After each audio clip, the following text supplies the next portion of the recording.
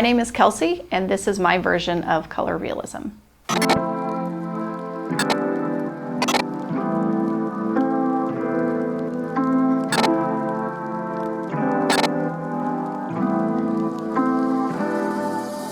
So I've been tattooing for 15 years.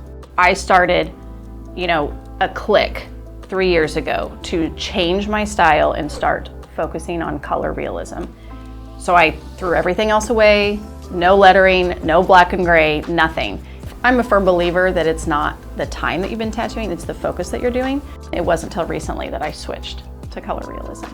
So I was on maternity leave in 2019, and my husband saw Saga's flyer on Instagram and was like, "Have you heard of this guy?" I said, "Nope, not at all." He's like, "Do you want to take his seminar?" And I went, and it changed my world. What I needed from Saga was him to tell me that you can set your own goals, you can set your own trajectory, and that was a light bulb to me. Every piece I do, I really examine it afterwards, and it's very interesting. It's not like, oh, I like this flower.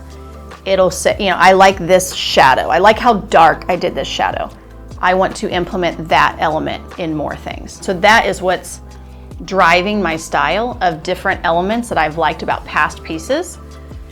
One of my favorite pieces I did in the last year was a serial killer leg sleeve, and it's gruesome and creepy, and there's teeth that look wet and nasty, and I want to do that every day. And so now lately I've been saying I want to tattoo body parts on body parts. Why would I ever want to do that? I have no idea, but it's just what I like, being able to create that optical illusion that something is wet or deep on skin. Mm-hmm. So it's less about the subject matter, it's just that effect that I want. So that's what I've been recently gravitating towards. I don't design anything. I'm choosing a relationship. We can communicate well and we're on the same page. I sit down with you in person and we chat, and that is where I can feed off of them, and I design with them. And I think what I've learned the most is feel comfortable to be vulnerable with your client. Sit there with them and say, this is what I have a hard time with. This is the challenge I'm going to experience with your skin tone or your placement. My client asked for a carnation and a lilac, which are two very difficult flowers that I don't practice often. And I'm, again, very transparent with my client. When you look at my page and you're like, I love your roses, and then you ask me to do a lilac, I can't make that lilac look like that rose. I practice roses. So we sat together for about an hour and we scrolled together, and I start putting pictures together on Procreate. And she's watching me design the whole time. She's seeing how these photos interact, and I'm very open with, I don't like the way this looks. It doesn't have enough shadows, and I'll change it. And so I feel like including the client in that design process, they're excited about that they got to be a part of that. They got to hear what my brain is thinking. I don't like this photo because of A, B, and C.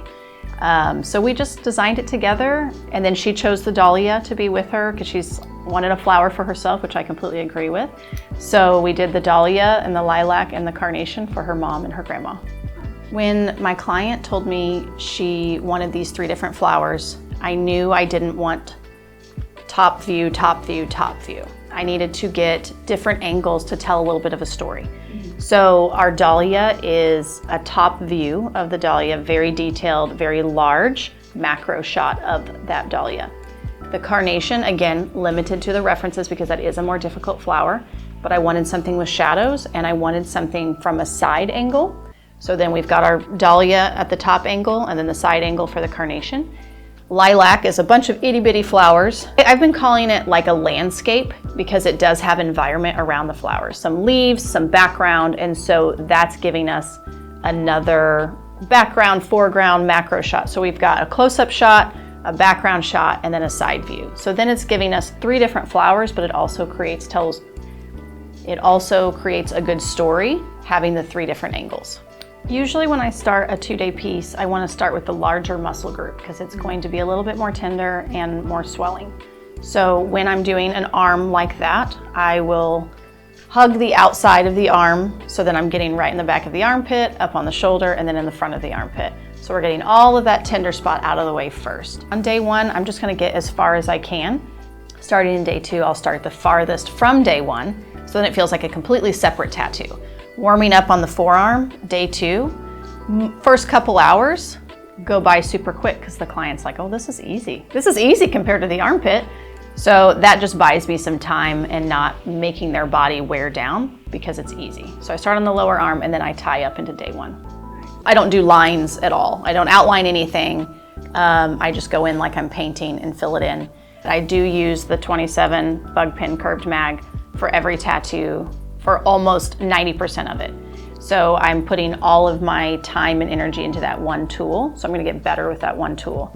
And people will watch me and I'll turn my mag on the side and just use a couple needles on the corner doing itty bitty detail. And they're like, how do you use that big needle for that? Practice, lots of hours sitting here. The only thing I did different on her arm that I don't typically do is added a little bit of shape tapering down the forearm.